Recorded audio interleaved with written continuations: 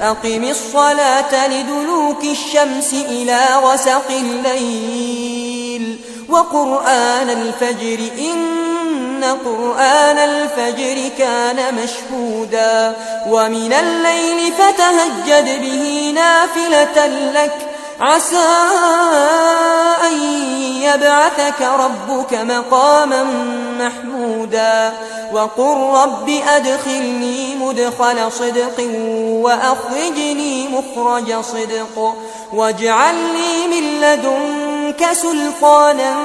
نصيرا وقل جاء الحق وزهق الباطل إن الباطل كان زهوقا